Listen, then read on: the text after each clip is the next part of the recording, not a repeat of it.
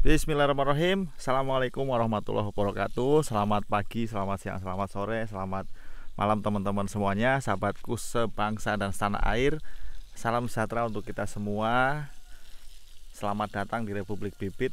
Ketemu lagi sama saya Roman Purba, petani dan penjual bibit durian dari Desa Mujurlor, Kecamatan Kroya, Kabupaten Cilacap, Jawa Tengah. Teman-teman, hari ini hari Senin tanggal 12 Agustus 2024, hari ke-12 di bulan kemerdekaan kita teman-teman. Dan kita patut bersyukur dan mari sejenak kita doakan para pahlawan yang sudah gugur mendahului kita.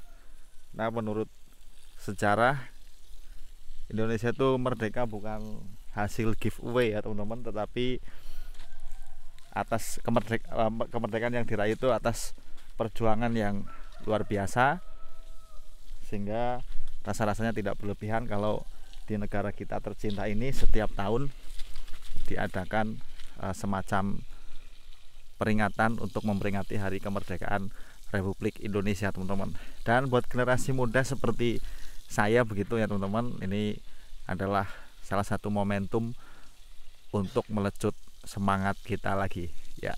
Kira-kira begitu ya teman-teman. Hari ini kita lagi nyiram pohon durian di pekarangan rumah yang tidak terlalu luas, tetapi kita manfaatkan untuk tanam-tanam durian supaya tetap produktif ya, begitu teman-teman.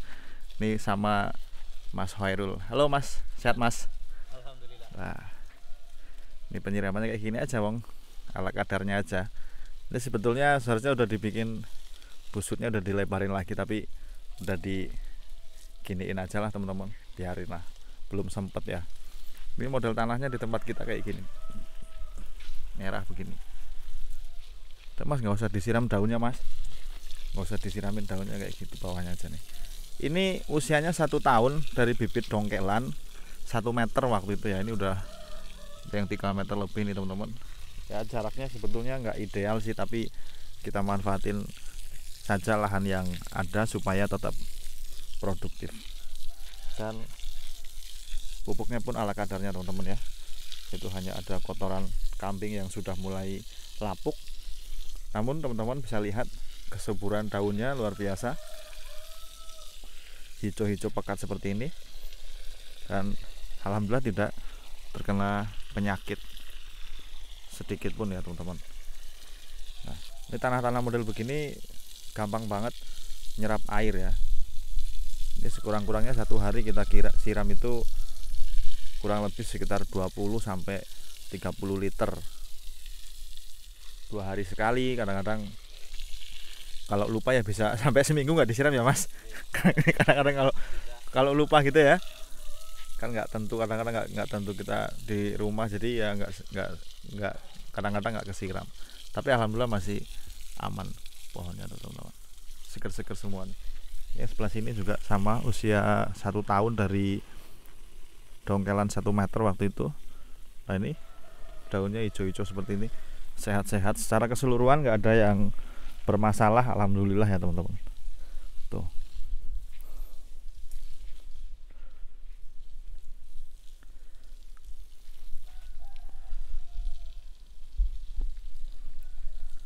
ada 1 pohon yang kayaknya kurang sehat ini teman-teman, duri hitam.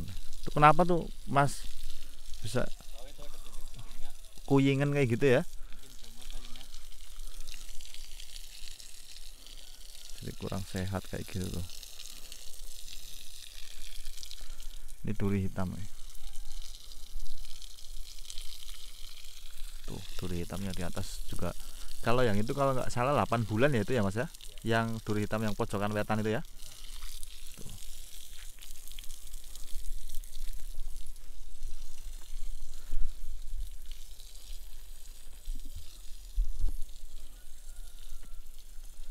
Nah teman-teman, lahan-lahan seperti ini memang lumayan meresap air ya. Ini daerah kita tuh tanahnya rata-rata modelnya seperti ini. Sebetulnya bukan di dataran tinggi juga sih, mungkin di sini sekitar 200 mdpl ya. Coba kita cek kondisi ketinggian DPL di wilayah sini ya teman-teman. Kita pakai aplikasi namanya My Elevation. Nah nih, coba kita buka. Oh malah nggak sampai 200, ini sekitar 177-an, 178 meter di atas permukaan laut ya, dari 160 sampai dengan 178 meter di atas permukaan laut. Model tanahnya seperti ini. Untuk jenis yang kita tanam di sini dominan jenis bawor, walaupun ada beberapa mosangking dan duri hitam yang kita tanam juga, dan ada super tembaga juga di sini teman-teman ya. Kita ada juga tanam super tembaga.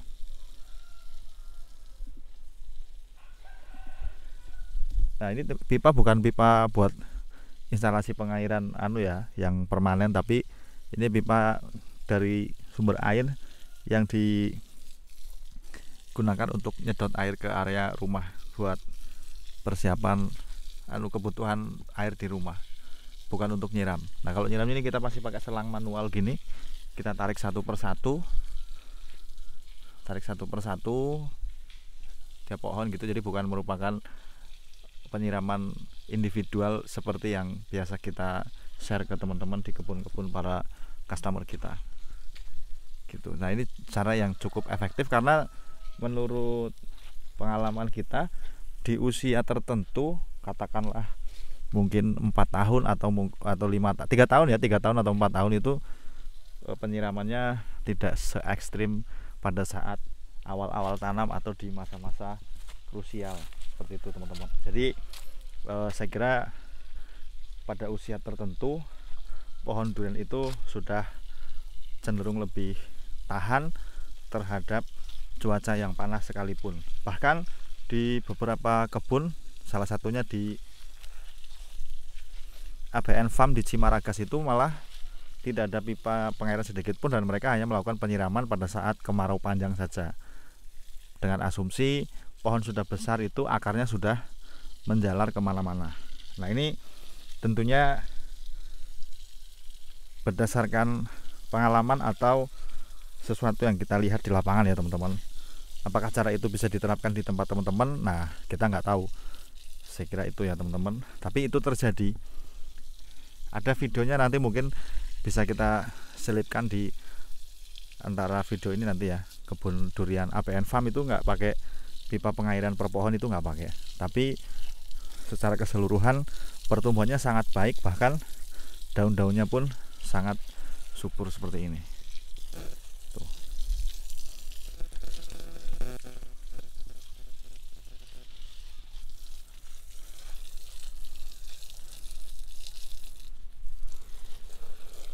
Itu kotoran kambingnya cuma ditaruh gitu aja, biarkan sari-sarinya yang meresap di antara pohon durian. Nah itu malah cuman diselipkan gitu aja, tapi daunnya teman-teman bisa lihat, daun ocinya nih lebar-lebar banget, seker-seker dan lentur ya teman-teman. Daunnya lentur kayak gini, halus. Ada yang dimakan belalang Mas Elun. Ini ada yang lebar banget nih, luar biasa. Nah itu kayak gitu, cuma diselesepin ke karung doang. Nanti air yang meresap itu sudah sekalian bawa ya Mas, bawa pupuk gitu Mas ya. Waduh luar biasa Mas Elun. Ya segini aja lah wong, sekedarnya lah, bahwa lahan sempit pun ternyata bisa dijadikan tempat nanam durian sehingga tetap produktif walaupun lahannya tidak terlalu lebar. Jadi menurut saya seperti yang saya videokan kemarin bersama dengan Ketua KPU Kabupaten Pangandaran, bahwa nanam durian itu bukan hanya untuk kalangan-kalangan atas atau buat teman-teman yang lahannya luas, tetapi bisa juga ditanam untuk area pekarangan rumah, 1-2 pohon tetap bisa, karena itu bisa menjadi salah satu tanaman yang produktif sehingga bisa membantu pada saat kita sedang membutuhkan uang ya, begitu teman-teman. Karena satu pohon kalau misalkan dikasih 10 butir saja itu sudah bisa semacam tabungan begitu ya teman-teman. Yang penting dirawat dengan baik begitu. Nah, mengenai perawatan itu sebetulnya ada beberapa metode ya. Salah satunya adalah pakai pupuk tradisional atau pupuk organik, bisa juga pakai pupuk sintetis yang ada di toko begitu teman-teman. Gitu. Jadi untuk masalah perawatan teman-teman bisa ambil contoh yang organik maupun juga yang sintetis, atau juga dikolaborasikan antara sintetis dan juga organik, itu juga bisa. Yang terpenting adalah tetap dirawat ya teman-teman, tetap dirawat, karena kalau tidak dirawat ya nanti tidak ada hasil, walaupun ada juga tetapi tidak akan optimal begitu teman-teman. Kayak gitu tuh, nyiramnya kayak gitu-gitu aja. Bahwa ada beberapa yang menggunakan pola penyiraman permanen atau satu pohon satu pipa begitu. Nah, kembali lagi tergantung budget dan lokasinya teman-teman. Gitu. Ya, kurang lebih sekitar 2 sampai 3 menit ya satu pohon dengan debit air yang seperti itu. Mungkin teman-teman bisa hitung lah kira-kira berapa kemudian air yang dikeluarkan seperti itu. Nah, kalau ada pertanyaan, memang cukup mas airnya segitu, memang pohonnya nggak mati ya. Itu saya kira video kita dari tadi udah bisa menunjukkan ya betapa pohonnya juga tetap bagus dan tetap sehat tanpa ada masalah yang berarti teman-teman. Kayak gitu.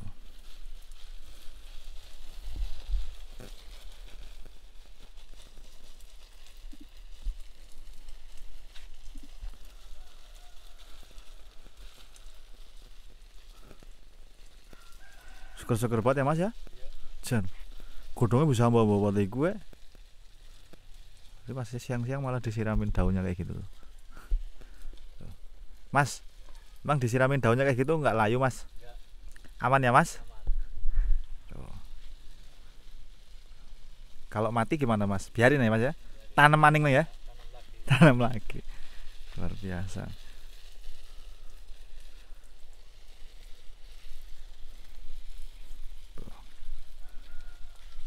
Jadi mungkin airnya itu sekitar 20 sampai 30 liter ya untuk satu pohon ini. Kurang lebihnya kayak gitu. Nah, itu lagi disiram lagi yang bawah. Kita mau lihat yang ke atas sana.